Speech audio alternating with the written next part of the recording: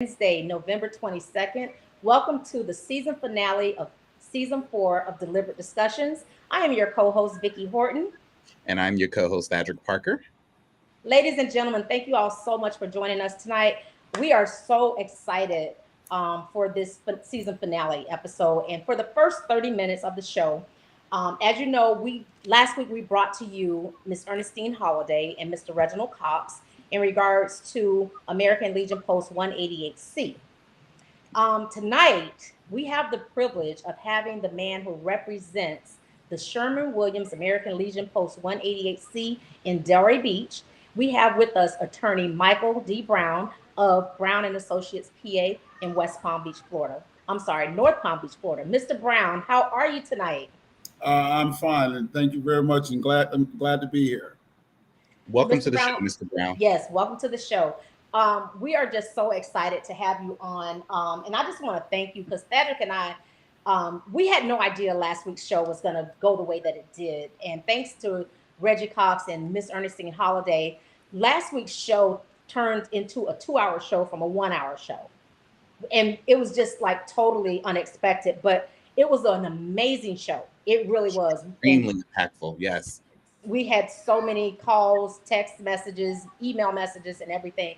And to put the cherry on top of all of that, when you called me and introduced yourself and told I lost my composure because I could not believe it. We have the man who has all of the insider information and who is doing something in the city of Delray Beach for the veterans, the black veterans in Delray Beach.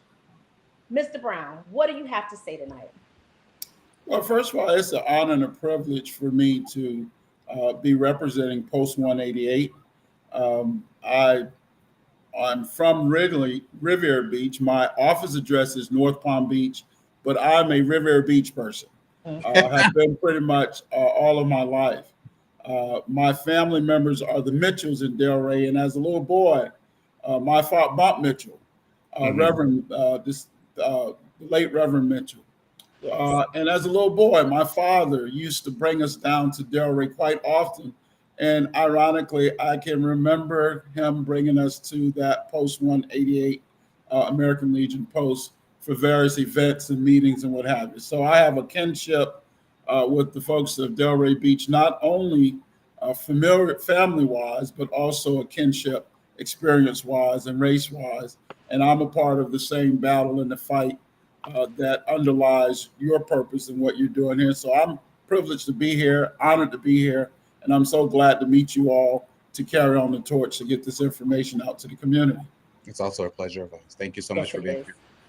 And to those of you in the city of Delray Beach that don't remember, Post 188C is located on the north side of 8th Avenue, right there at the corner of Northwest 8th Avenue and 2nd Street. Correct. Um, it's most recently well known for the Karen Kitchen, where they used to feed the homeless. And we learned from Miss Ernestine Holiday last week that the Karen Kitchen actually moved from Mount Olive Community Baptist Church that was located on 4th Avenue a few streets over. So, Mr. Brown, I've read this complaint, and I hope you don't mind that I'm just jumping right in this. Thaddeus, did you have anything that you wanted to say? Question. Is that me or you? No, that's actually mine. I apologize. No, I mean, I'm glad that we're actually tackling this story and shining light on this post because again, if you're from Derry Beach, we all have had the opportunity of attending some form of event at the American Legion. But it goes deeper than that. It also goes to you know this location was built by our veterans of Delray Beach. A lot of people didn't know the history, just like you and I, Vicky. Learning that the history of this building, that it was built, the C represented color. Yes. The colored folks, that it was built in 1947. The No one knew that the city owned the land, but the veterans owned the building. And I'm sure a lot of the people from back home, yes, there's now a fence around the American Legion, but no one is sure as to why. I actually spoke with some of my own relatives recently, and they was like, "Oh wow, I didn't know that's what was going on." So that's why it's so important to spread the word in our community about what's actually going on with this building. So, Mr. Brown, it's a pleasure to have you here, and Vicky, I'll allow you to jump right into this because I know we're limited on time. Okay, so Mr. Brown, can you just, I first want to ask you, this initially started in 1984 where the city authorized the veterans for that post to rent the land, and they had to build the building and they got a grant. Can you No, explain? let me give you a history. Okay. If when you study history, you'll know, and even though I wasn't around then, but in 1945 was the end of World War II, 1945. And in World War II, you saw the beginning of Black Americans who were allowed to serve in the military. Okay. Right? It wasn't as widespread because up until then, they didn't even want us in the military. Like World War I, there was some, but again, they were treated very harshly. But in World War II, Blacks played a more prominent role towards the end of the war. In fact, freed a lot of the concentration camps in Germany. They are heroes, okay? Remember, we also know the story of the Black airmen who went and were in World War II because some whites thought that they could prove that Blacks couldn't fly, and the Blacks were able to show them that they were the best there. Now, as the war ended in World War II, 1945, troops started coming home. And the Black veterans of Delray Beach approached the Delray Beach government, which was all white, which was still Jim Crow, which was still racist like the rest of the country. And the Black veterans who were coming home from World War II went to the city commission in Delray and said, "We would like for you to dedicate some land so we can build an American Legion post to honor Black veterans." Now, things were not very good for Black people in Florida, in the United States, in Florida, or in Delray in 1945. When it comes to government, addressing government and what have you, the history books show what it was. But even those men, and they were all men, even those men in 1945 deemed it important enough and significant enough that because the Black veterans had served their country and helped rescue the world from tyranny, from the evil of Adolf Hitler, that helped liberate some of the gas chambers in Germany and let people out and help save this country and save the world. Delray said, "Hey, you know what? They've earned the right. We're going to allow them to build a lodge or a post on land that's owned by the city." So what had happened is the Black veterans, about 14 or 15 of them, had applied to the American Legion of the state of Florida, which is under the American Legion out of Washington, D.C., say, "Hey, we want to establish a temporary charter for Black veterans." And the American Legion of the U.S. and Florida said, "Yes, you can do that." So they gave them a temporary charter in 1946. In 1947, those same veterans went to the Delray City Commission and the mayor and said, "We want some land. Would you give us some land?" And the Delray City Commission said, "Yes." In fact, a copy of the resolution is attached to the complaint where they said, "Yes, we're going to enter into a 99-year lease because essentially you all have earned that right." Mm-hmm. So it's significant because even in 1946, in a city, in a country in which Black people had few to any rights, even then, the city of Delray leaders felt it important enough to grant the Black veterans a place to meet with an American Legion post, and they gave them a 99-year lease. The irony is that in 2018, and 2019, and 2020, 21, the city commission that exists now does not have the same amount of respect for Black veterans as the city commission did back in 1947. And that's crazy to me because you would have thought back in that time that commission wouldn't have had any respect for us. I mean, because how times have changed and we've evolved over the years, but to have this current commission in there and they're fighting us tooth and nail and they want to take something that belongs to our community is crazy to me. Or you can look at it and say, even back then, even though that commission was not likely sensitive to Black people's right, was not, remember, Delray was walled off like other cities. Okay. Blacks couldn't be across the tracks at a certain time. Blacks had to be off the island on sundown. I know that's the way it was here in Palm Beach and Riviera Beach and West Palm Beach. So look at it this way. Even men, and they were all men, who had that mentality, who had that force, who had that racism, even those men respected the Black veterans and said, you know what?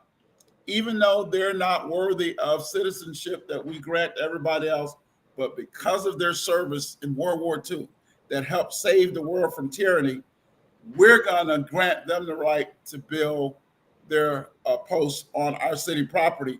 And what that really means is even those men with their warped ideas and views, or at least the institution, had more respect for Black veterans than the current city commission.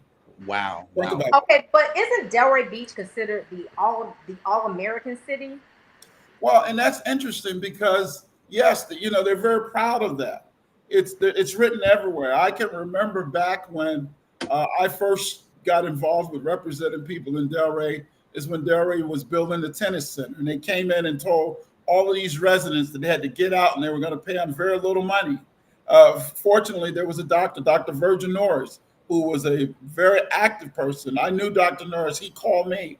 I'm an attorney that specializes in eminent domain cases. At the time, I was at one of the top eminent domain firms in the country. I was trained by two of the best lawyers in the country, Sid Stubbs and Adams Weaver. They were the best.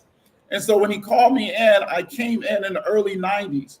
And even though Delray originally tried to push these people out by giving them nothing, I was able to get my clients substantial compensation for their land and relocation packages. And I'm very proud of what we did there. The next time you go into the Delray Tennis Center, if you look on the west side in the corner, you'll see a plaque there that says the Oliver Clark family. It better still be there because that's part of the settlement that it had to be there. And they also got my clients a better situation. So I'm familiar with Delray. I'm familiar with the mentality. And so they tout themselves as the all-American city. And the interesting thing is the mayor recently at a meeting says, well, all-American city doesn't have anything to do with this. And I thought to myself, wait a minute. What? You're the mayor of a city. You're talking about the current mayor, Shelley Petroleum. The current mayor. That doesn't surprise me at all. It doesn't surprise me. But think of what she was saying. She says, but the all-American city status means the kind of programs that we have and such. So if you take that to the next conclusion, that means she's saying, but you can still discriminate against people and disrespect veterans and be an all-American city. And that's apparently her mentality. And that's something that the people of Delray need to understand. By the way, she was the one who initiated the effort to put up the fence to shut these people out of their posts. Oh, she wow. did it. I did not She wrote know the letter. She did it. So what happens is, long story short, fast forward over the years. So the city granted Post 188 a 99-year lease in 1947 for the land, and the Post built the building. So essentially what it is the city of Delray owns the land, the Post owns the building. And you can see on my complaint the number of permits and when they started, when they built, when they added on and so forth. Correct. The original group of men that went in to apply for this, it was about 15 of them. By the time they got the permanent charter in 1955, there was only about 8. And of the original 15, only 2 of the original 15 from 1947 to 1955, when a permanent charter was granted, only 2 of the original 15 were still involved, which probably means the rest of them probably were deceased. Okay? So if you want to know how things could fall apart over the years, because people come and people go, people die. These were veterans already when they started, and many of them probably were injured or maimed. And so over the years, the group has, not been as strong as it probably should have. But one thing that's been consistent is there was a 99-year lease. Now, the interesting thing is The city misplaced the lease and they couldn't find it. Okay. And the American Legion Post couldn't find it. But we do have attached to the complaint the resolution from the city commission where the mayor spoke about it and granted a 99-year lease. Correct. So over the years, what would happen, and you mentioned the Karen Kitchen, yes, it was used for the Karen Kitchen for a number of years because what happened is the city owns the land and the Post owns the building. But what the Post did and the city did, when they couldn't find the lease in 1982, they created a new lease, which included the same terms, 99-year lease. The land is owned by the city. The building is owned by the Post. And so as long as the building was used as a American Legion Post, they could continue to operate there. If you wanted to use it for something else, the agreement says you had to come before the city commission and get approval. Now, that's not unusual because that's reasonable. They granted them the right to build a post there. So that means the city had some protections as of 1982. Okay. So, wait a minute.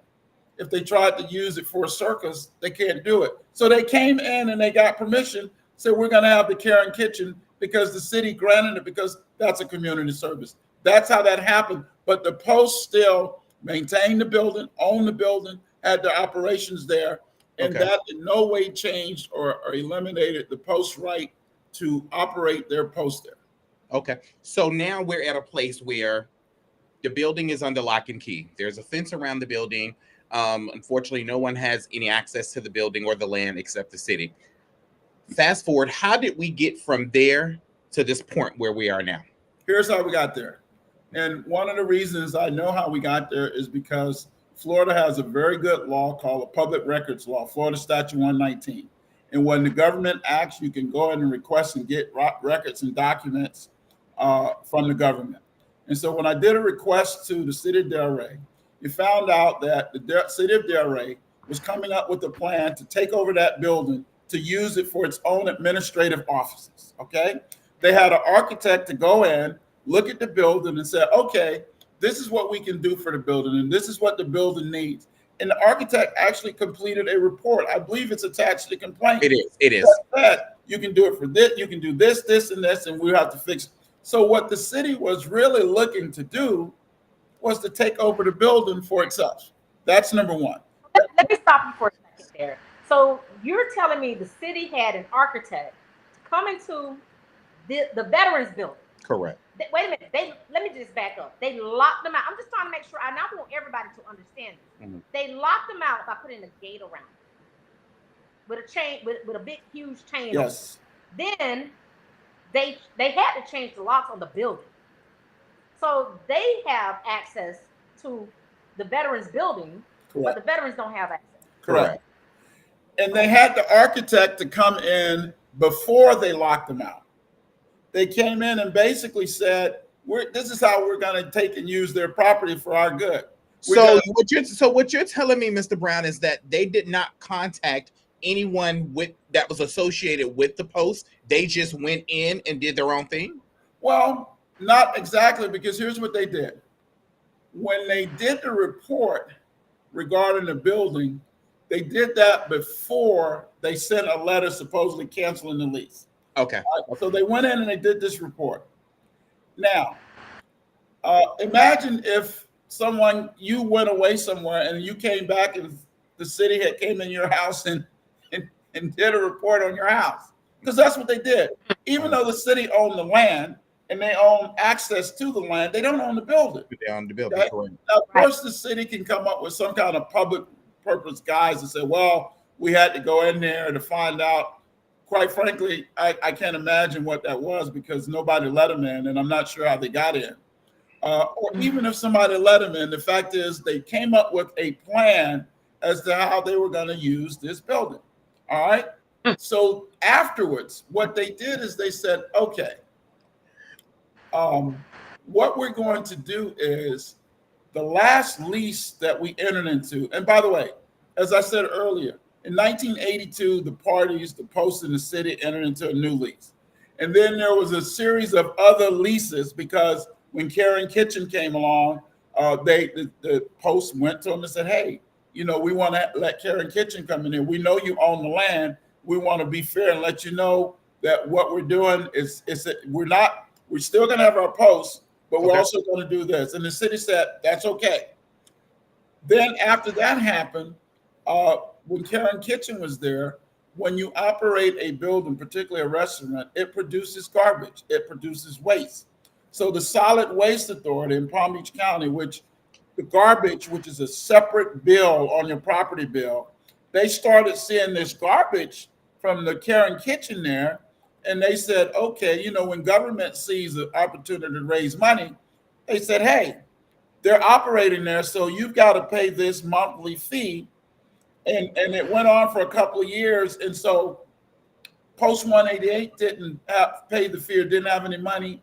It came back to the city, and the city says, okay, we're going to give the Karen Kitchen and Post 188 a grant, a one-time grant, and pay this Solid Waste Authority fee because the land belongs to us, and we're going to help them out and give them a grant. And in the meantime, we're going to require that you sign a new lease.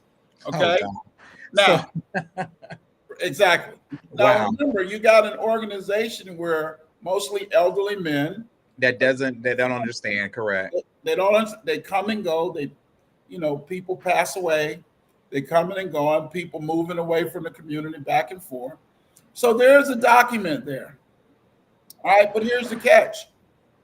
That document says a couple things. One, it says that, either party can cancel within 30 days notice. Correct. Number two, it also says, if the city gives the Post notice of cancellation, it has to provide it a time period for the Post to respond and to cure that problem. So as a lawyer, those two provisions cancel each other out. If you can cancel on the one hand without notice, but at the same time, if the lease says, you got a cure period, that doesn't make sense. Correct. The ridiculousness of the whole thing.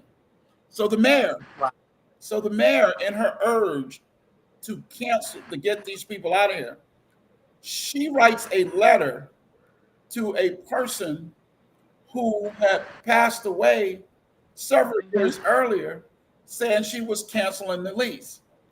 And that was 2018. She says that the city had the right to go in and put the fence up. Okay? So she wrote a letter to a deceased person attempting to cancel a lease, but legally she has no grounds for that because, remember, throughout the leases that they executed, one thing that was consistent, the Post owned the building and the city owned the land. So even if they had the right to cancel the lease, all they would cancel is the land on which the building sits. And so what would happen with that? So you said, okay, if you canceled the lease on the land, then that means either one, the Post has to sell you the building if you want to buy it. Number two, worst case scenario, the Post have to pick the building up and move it away. All right. Right. Or number three, if you got a real problem, you got to go before the judge and let the judge decide what happens. Correct. You can't just go and just because you're the mayor, you can't just write a letter. And just because you say it so doesn't make it so, particularly with the law. And I'll tell you this, and I'll be quiet and take more questions. I'm an eminent domain lawyer. This is called eminent domain comes in two places. The government can always file an action to take your property if there's a valid public purpose. That's called eminent domain. And when that happens, the government does a study, do a report, have some findings, discuss it at a meeting, issue a resolution that says, we need to take this for public purpose because we're going to put a road here. We're going to put a tennis court here. All right. And we put it there. That's one way. The other way the government, and that's the legal way, Florida has statutes that they have to follow. And if they don't follow those statutes, they can't do it. The other way the government can take your property is called inverse condemnation. That is, they go in, take your property, but don't follow the process. Okay? They put a fence up around it and put the gates on and said, we sent a letter to a deceased person, and I'm the mayor, and therefore I'm the king or the queen, so you must do what I say. Okay. That's called inverse condemnation. And in that case, in the first case, the government will sue you to acquire your property in an eminent domain case. In an inverse condemnation case, you have to sue the government. Then you have two trials. The first, the judge must determine that the government took your property. And if the judge determines that the government took your property, then you're entitled to a jury of 12 persons. And that's significant because in Florida, there are only 2 instances where you have a right to have a jury of 12 persons and not 6. One is if you are charged with a crime and the penalty is the death penalty. By Constitution, you have 12 jurors. The other one is when the government is taking your property. That's how serious Florida takes property. And also, once you prove that they took your property, then you prove the value of it. The government, in both instances, have to pay your costs and attorney's fees for that litigation. Wow. That's a lot. Wow. Now, what's important for the people of Delray to understand is this is what this government has been doing and is doing to the community, because Post 188 is owned by the community and the Black veterans of the community. And when you look at the names of the men who were involved, S.D. Spady, George A. Taylor, Willie Scott, John Roberts, Walter Burgess, William Monroe, Osborne Fox, Booker T. Jones, Thomas Kemp, I knew Mr. Kemp, Edwards Bain, Adolphus Lane, James Thompson, Cedra Bowleg, Theodore Woodbury. There's several more here. Aaron Charlo, Solomon Roll, Cecil Young, and William C. Roll. That's in 1946. Several years later, the only ones left were Willie Scott, Archie Butler, S.D. Spady, Dave Hoggins, Walter Bridges, Aaron Chaney, Ozzie Youngblood, Leroy Bain, and Cecil Young. This place is sacred in this community, and the people of Delray need to understand that not only are they taking it from the veterans, but they're taking it from the community. Okay, Mr. Brown, let me ask you this. So how does this situation differ from when the city came in, when they called themselves, redeveloping Atlantic Avenue, when they started purchasing all of these homes and businesses along the avenue, and there's still today, between 95 and Switten, there's a lot of lots that's still undeveloped. How does this situation differ from that? Well, it doesn't differ, but the real thing is how is it related? Okay. Under the situation that you're speaking of, the city was using their powers under the CRA, Community Redevelopment Assistance Act. That's a law that was passed in the 70s that was designed to help cities develop and redevelop. Okay. Now, what it was really passed for was to eliminate slum and blight. Okay? Slum and blight. The slum and blight that was created by who? The redlining in the committees in the communities. And so for a very long period of time, it was very broad. That's the law under which the Delray Beach CRA acquired the property for the tennis center. There's a CRA district that's carved out separate and apart from the rest of the city, and that area is marked for redevelopment, and it develops under a different set of rules. And the city, the CRA board, which sits as now the city commission, can acquire those properties and turn them over to developers. The last opportunity they tried to do a few years ago, they own a big parcel of property and they turn it over to a developer to help the developer develop the community. Now, it's the law and it can be very beneficial. The problem is in Delray, and like many, many other cities, the development that's occurred in these communities has benefited one community and not benefited others.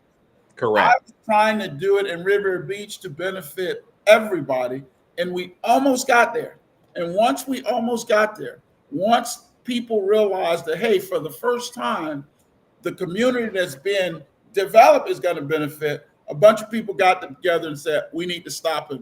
So in Delray, what's happening now, and with the group that they put together with Reggie Hicks and Charles, what they put together is a group now that's watching, that's participating, that's using the rules and regulations to benefit Delray. And the residents of Delray need to understand that this Post 188, from what I can see, is the first step in the test for the residents of Delray to say, you know what? We understand the rules now, and we're not going to, by the Chuck Ridley and Reggie Cox and that group that they put together a dynamic group of people that are basically saying, we're going to use these rules for us to win, and that's the push. Right. Okay.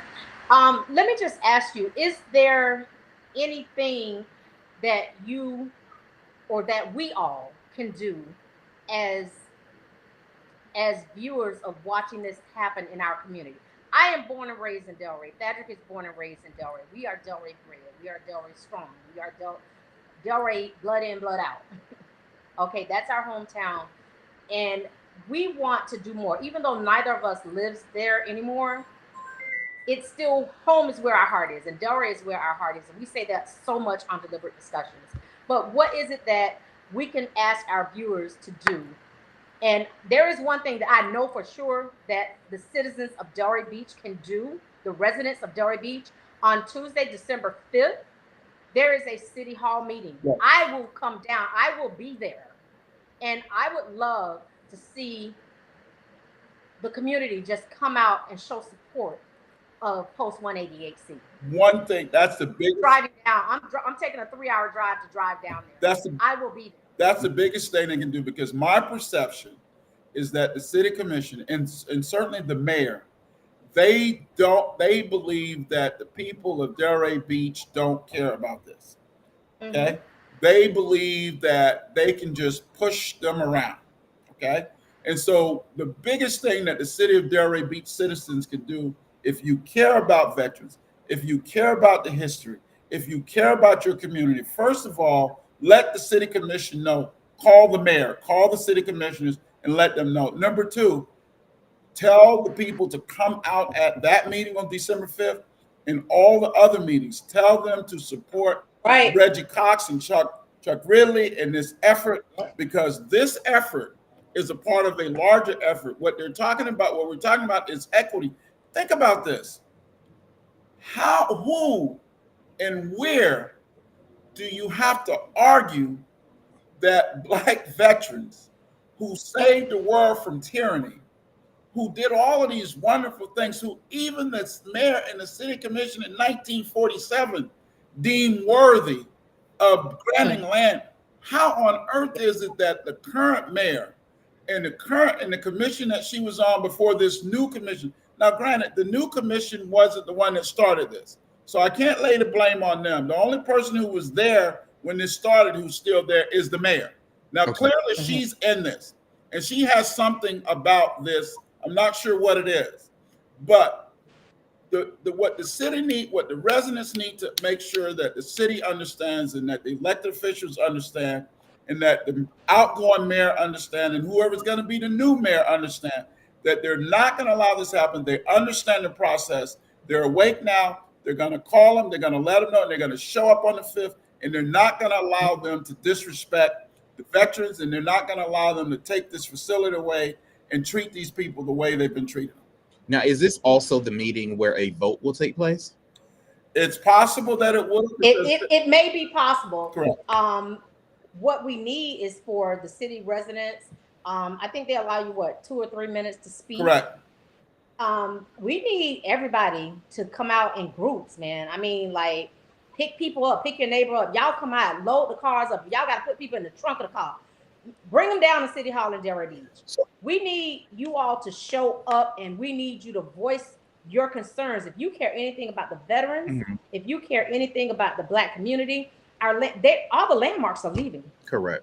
They're leaving. So, Post 188 is legendary. So I do want to be clear on what exactly are they voting on? If this case is currently working its way through the courts, what is a vote being held on? What is that?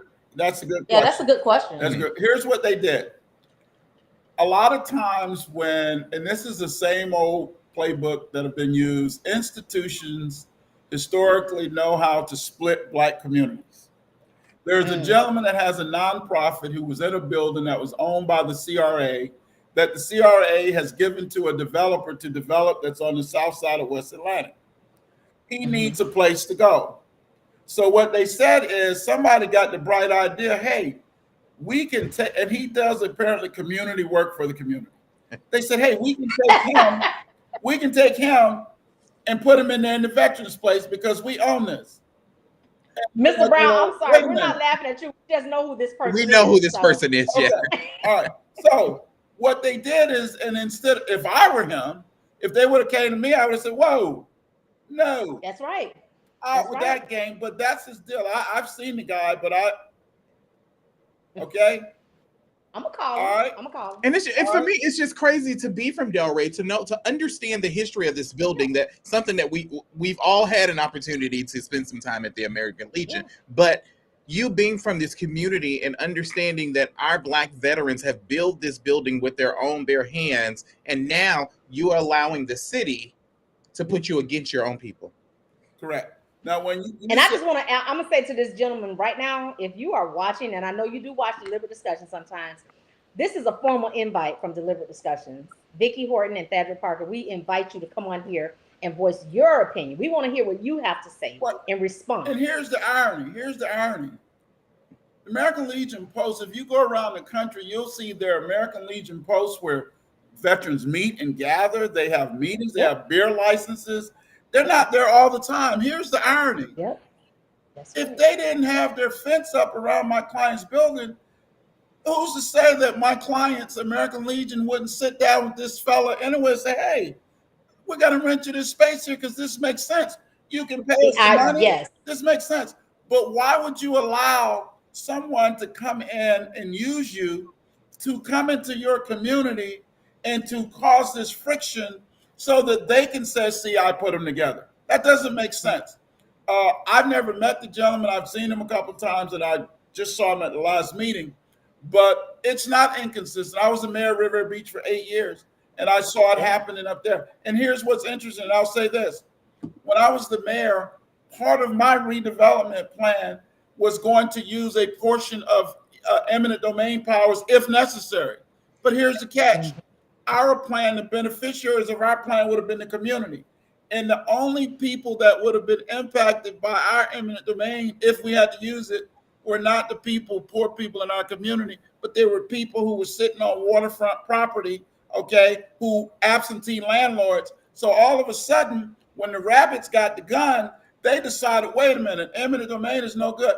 They brought Fox News into Riviera Beach and they promoted it, and they did a 2-night session when Sean Hannity was in my city. And if you watch that Fox broadcast, you would have thought that Riviera Beach was only about 20% Black because they had this notion that this evil guy was going to use eminent domain, when in fact, we were going to be using it to benefit the community, which is what Reggie and Chuck are trying to do here, not for eminent domain, but they're saying we're going to develop it, but we're going to win. And that's the way that goes. Wow. So before we let you go, Mr. Brown, I just want to ask one last question. Now that this lawsuit is currently working its way through the courts, what's next? What's the next court date? What can we expect moving forward? Well, the December 5th, the city has recently sent a settlement proposal to my clients and asked them to get back to them by December 5th. I discussed it with the commander. They will have a meeting on it and discuss it, and then we'll see what happens from there. There'll be some other things that will be filed. I will be filing some other actions as well. And once those actions are filed, then I'll be able to talk to you about it. Okay, well, great. Well, but I can tell you this: I became a lawyer to help my community and help save the world. But I figured I can help save my community.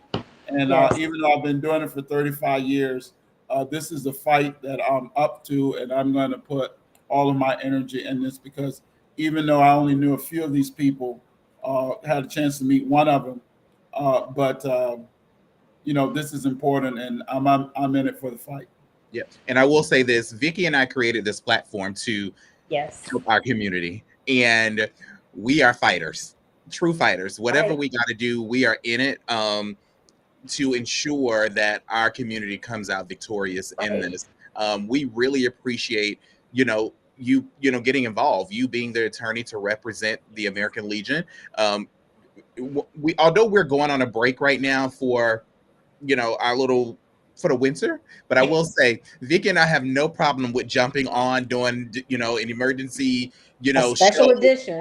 We will a special edition show if there's Yes. anything that comes up that you need us to get on the air to put out to the community. We're just a phone call away, and we'll most definitely go live and make sure that happens to Yes. spread the word. Can I ask one thing? I would also like, and I so much appreciate you all doing this. I'm from a different generation, so this is new to me.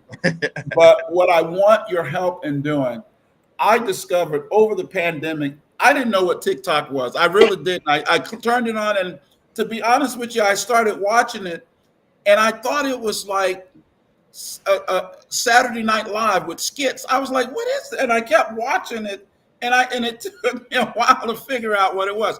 But what I've since learned is that a message can get across the country, across the world. Yes. That will not only get our message across, whatever happened to Post 188, so that the world can see what's going on. And not only will it help these people in this fight, but it'll also help them raise resources for attorneys' fees, for costs that they needed, and once they get it back, to reconfigure the whole thing. It'll get the message across, because I believe this is an issue that veterans, no matter what color, if this message is out to all veterans, they will look at this city government and say, "You have got to be kidding us." Because remember, World War II, more recently, the Iraqi War, the Afghanistan War, the Vietnam War had a disproportionate number of Black veterans. We know all of those people and their families from Delray, and they're disrespecting those people. Yeah, most definitely. Well, Deliberate Discussion is most definitely dedicated to this story, and we'll be most definitely ensuring that we continue to talk about this on all of our social media platforms, from Facebook, Instagram, TikTok, all of those. We do now have YouTube and YouTube as well. So we are dedicated to this story. Of course, Yes. it's about us. It's about our community. It's about our hometown. But again, like I said, you are welcome here on Deliberate Discussions at any time, Mr. Brown. And if anything comes up and you need us to go live for a special edition show to get the word out there, we will do that. We do know that, again, there is a city council meeting that's coming up on December 5th. It is important that the community show up and show out. Yes. We have to speak up. Yes. A closed mouth don't get fed. Okay. You said it, friend.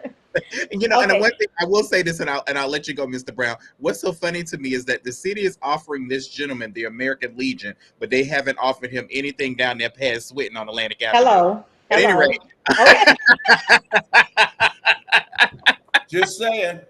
I'm just saying. I'm just calling it. Listen, you see they couldn't get all them houses over there off of 8th, 9th Avenue, so they decided to put the big hotel up there so they could block everything off. Wow. See back there. Brown, I grew up on 9th Avenue. Yep. Well, thank you so much again for joining Deliberate Discussions. You have the most amazing Thanksgiving ever. Yes. And I'm sure we'll be in contact sooner than later. Thank you. Yes. Thank you. Ladies and gentlemen, Michael D. Brown of Brown and Associates, North Palm Beach, the attorney representing Riviera Beach is my home. I'm sorry. I'm sorry. Attorney Michael D. Brown of Brown and Associates, PA. Please look him up. He is representing Sherman-Williams American Legion Post 188C in Delray Beach. City of Delray, we need you to show up to that meeting on Tuesday, December 5th. Next Tuesday, December 5th. We need you to be there. I will be there representing Deliberate Discussions. Mr. Brown, thank you so very much for your time, and we hope that you will join us again in the near future. Thank you. Have a good Thanksgiving, Mr. Brown. You too. Bye-bye. Wow, that was good. Wow. That was really good. We didn't even get a chance to go through the entire complaint. I'm just, listen, viewers, Frederick and I have a copy of the entire complaint, plus a little bit more stuff that was filed. Unfortunately, there's just so much that Mr. Brown can say, being that this is, a litigation. So we will keep you posted on that. And again, Frederick, I will be in Delray Beach Tuesday, December 5th. So when you said it, I was already looking at my calendar. I'm like, let me see if I can pull a rabbit out of a hat. Oh, friend, I'll pick you up from the airport. I would love to be. What time is that city hall meeting, by the way? Do you know? It starts at, I think, 4:30. I'm going to try to get there about 4. Okay. We'll talk about it. And I want to hear everything. But Delray Beach, we need y'all to show up, especially if you are in the set community. We need you Tuesday, December 5th, City Hall, Delray Beach. We need you there at 4:30. Get there early. 4:30. We need you out there. We know some of y'all working, but now when you go to work Monday, ask your boss, can you leave half an hour early, please? Yeah, exactly. Okay, so Thadric, let's on our docket today. This is the season finale. We did go over a little bit there. The story that we brought to you also last week, I believe. The It was story on the last young man in Jackson, Mississippi. This young man was run down by a police officer who then joined forces with some other city officials and covered up his murder. His mother found him and reported missing. And Thadric, I'm gonna let you take over from this. Yeah. So the gentleman's name is Dexter Wade. He's from Mississippi, and back the earlier part of this year, this gentleman actually, he and his mother actually exchanged some words, just like parents and children do or whatever. He went on his way. He never returned home. Not only did he never return home, he never contacted his mother like he always does to say, "Hey, I'm okay. This is where I am." Some time had went past. The mother filed a missing persons report. Unfortunately, he still never surfaced. Till 5 months later, the mother found out that the gentleman had actually been killed in an incident concerning a police officer, where the police officer had hit him and they deemed it an accident. Killed him, murdered him. Yeah, so they deemed it an accident at the time. Again, and they not only did they deem it an accident, they took the liberty to move forward with going head on and burying this young man behind a prison that's located in Mississippi. The family was not notified at the time. The mother had no clue that her son was killed, let alone buried. So once she found out, the mother was devastated, of course. The mother had requested to have a proper burial for her son. Mhm. And they had agreed to allow that to happen with having the body exhumed. And there was a letter sent out to the mother as to when that will take place. Mhm. There was 3 requirements: that the city was there, the medical examiner was there, the funeral home, and the mother and the family, if they wanted to be there. That was supposed to have taken place at 11 a.m. Okay. Wow.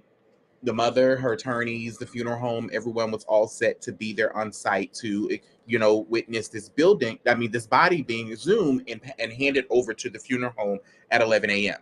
When they arrived, that had already taken place at 8 a.m.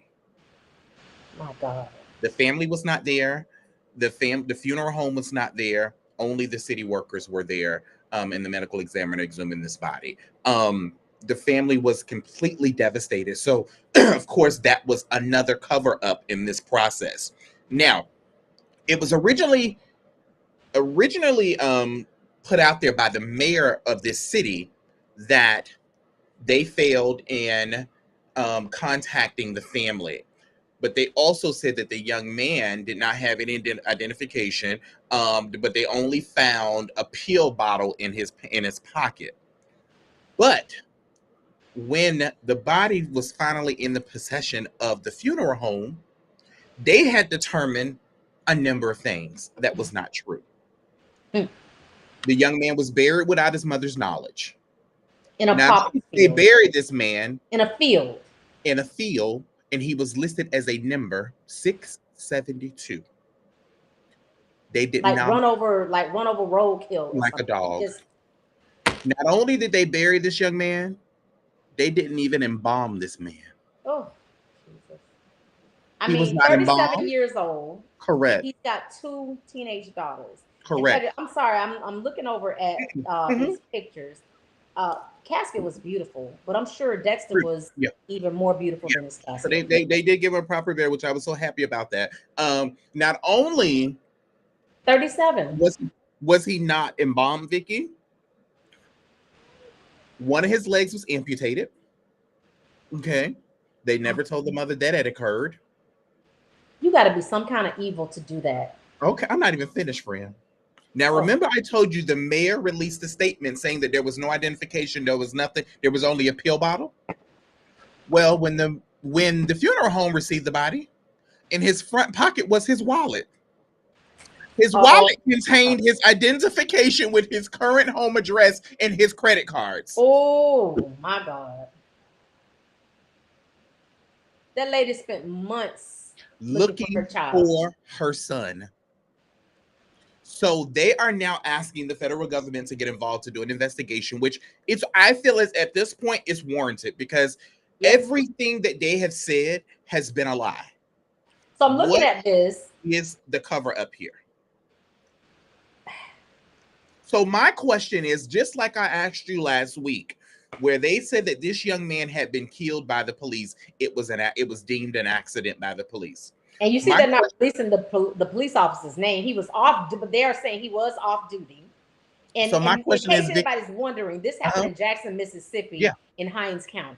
But Vicky, if it was deemed an accident, the police had hit this young man. That's what I understand. Were there any witnesses to this accident? They ran this man down on purpose. It sounds like. So if the police hit him, how did his leg get amputated? How did he get in how did he go from the medical the coroner's office and wasn't embalmed but placed in a field? Are they saying was it a clean amputation or was they said it like his leg was amputated? One of his legs was amputated. So that means if they're saying amputated and not that somebody had to cut it off. They had to cut it off. Which who has those tools?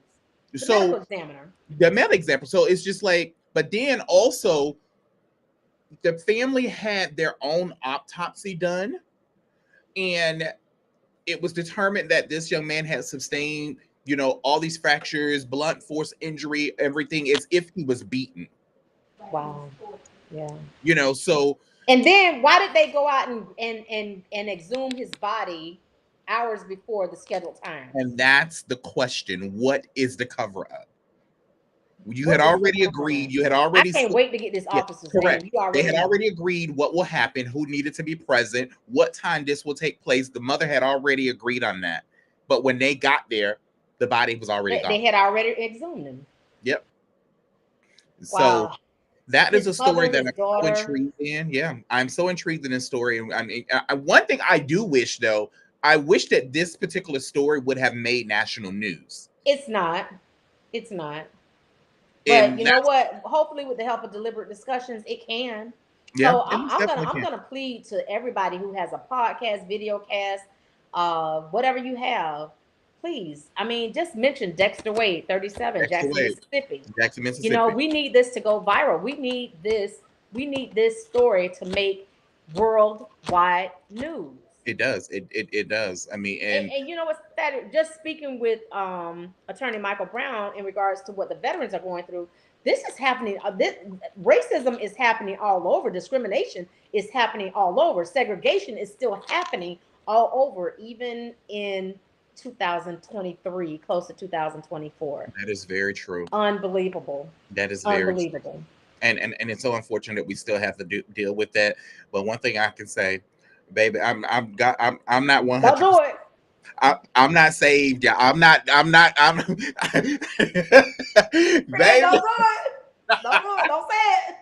Don't say I fight and I cuss. Yeah. So if y'all come over here with that. Okay, you got a problem. Friend, y'all. Please don't bother with my friend. Lord have mercy. Saturday, I'm about to get teary-eyed because this is our season finale of deliberate discussions for this season. So what they do? I felt like doing some giveaways. I think I'm gonna wait. I'm sorry, y'all. Y'all joined, and I do apologize. We were gonna do some giveaways since it's our season finale, but unfortunately, we're actually running out of time. So I just want to spend this last 6 minutes shooting with my homeboy, my partner, my friend, my bestie, my co-host. I do want to say this, Vicky. I'm so grateful how the way our platform has grown. Yes. I made a post on Facebook day before yesterday, and which was pertaining to celebrity gossip, because again, there's an avenue for that. And again, I don't knock anyone's platform. Mm-hmm. There is room for all of us out there, and if that's what you choose to report on, so be it. That's your platform. Happy for you. Yeah, but what we have created here with Deliberate Discussions, it's about helping our people. Yes. It's about Yes. providing resources, you know, Yes. and I'm okay with that. So am I, friend. I I am love so I okay with love that. our platform, and I love the fact that we help so many people on so many Correct. different levels, so many um different scenarios all over the country. Not, I mean, we started, it was just basically local, but we branched out to other cities, other states, even other countries. Correct. You know, we Correct. wrote that when we talked about the Brittany Gaynor prisoner exchange on season one. Correct. So Correct. we gained the attention of someone at the Pentagon for that one, and Correct. now you know, And then now and then the fact that we are not afraid to speak on stories and to shine light on stuff that does not make it to yeah, national news. I'm okay with rattling the cage. that's right, that's That's what right. I'm here for Let's because we're you're doing the absolutely work for right. our people, Yep. regardless of where they are. And I would say you are the most amazing co-host. Oh, a lot of them. Okay. Mhm. The way Yes, girl. I They I love the freestyle. I love to, to have fun with what we're discussing, but I appreciate your passion, Vicky, and how the way you just write type everything up, and he's like, friend, I'm going to send you these notes. This is the research that I've done and everything. I love your passion, friend. And I would never take that away from you. And one thing that I'm so happy about you and I is that we know our strengths yeah. with this platform. Because I could be like, friend, that's your stuff. Do it. Okay, let me know. I don't want that. That's right. Like I said, people don't realize. Like I really didn't think that we were gonna make it this far. I'm just being honest, but Mhm. it's true what they say. What God has for you is for you, and this our baby forever in the day.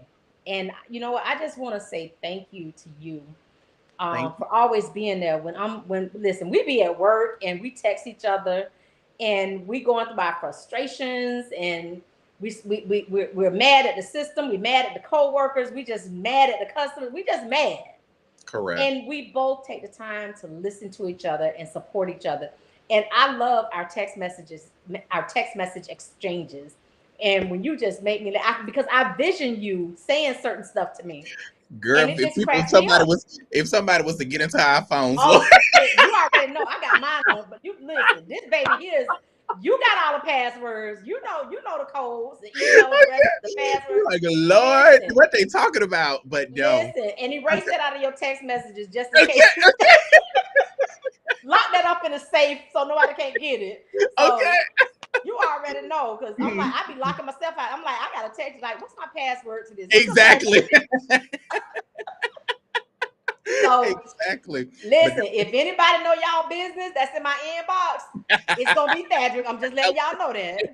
I don't delete nothing, so he but got access to inbox, everything. correct. But Okay, this he can has even get into been the Apple ID. exactly. But this has been the most amazing journey. Yes, it It's is. just been something so different about Yeah, this season that is just it's just left such an impact in my on me and just an imprint in my heart. Just the it's work that growth. we've done behind the scenes to ensure that our show has been as successful as it has, and it's it only goes up from here, friend. I mean, It what gets we better. It gets yeah, better yeah, every season. So we have so much in we're gonna have store. the new page up and running. We have Instagram, TikTok, Facebook Live, of course. We also have YouTube. We've been working on that for months.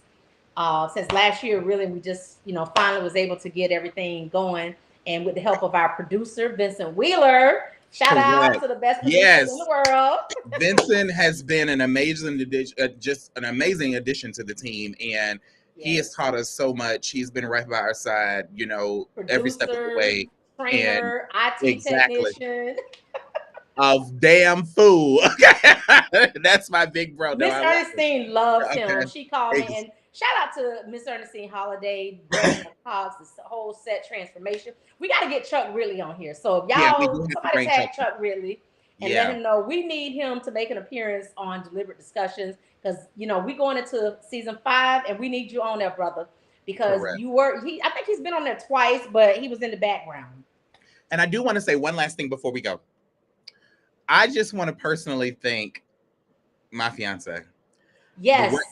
Yes. Y'all don't realize what Josh puts up with me being stressed out, with what I'm doing, what's going on. I have a mental block and everything, how much time and effort I put into this show. And he cares about deliberate discussions. He does so much. And he's like, babe, do you need this? Or do you want to get this lighting? Or do you want to get so much that goes on behind the scenes? He's just like one of our number one champions for this show. And I know he's watching. So I just shout out to Josh. Thank you so much. Josh, thank you again. For all, I know I tell you this all the time, but thank you so much for putting up with me, because I know I call y'all when y'all sitting down at dinner, when y'all having y'all quiet time, y'all time. And I know I interrupt, and Thaddeus always takes my calls. Girl, he's screaming down the steps, his crazy ass. But I love you, Josh. But no, even the fact that Josh makes sure he's home as much as he travels, he makes sure he's home on Wednesday nights. Yeah. To be right here by my side, going live with this show. I love him so much. Tell him Taj loves him. If y'all don't know who Taj is, Taj is my MacBook that Thaddeus and Josh sent me. Thaddeus basically, but Josh with Josh's approval, and I named it Taj for Thaddeus and Josh. Yes, Vicky has. She's a part of the Apple family, but no.